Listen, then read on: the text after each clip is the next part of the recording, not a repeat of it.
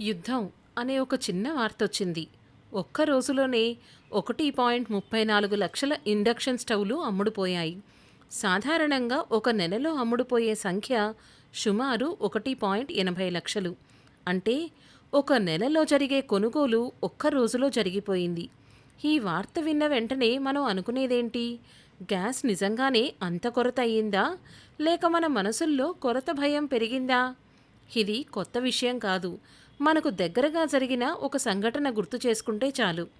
Corona కాలం గుర్తుందా? 2020లో corona మొదలైనప్పుడు మొదట virus కంటే వేగంగా వ్యాప్తి చెందింది భయం.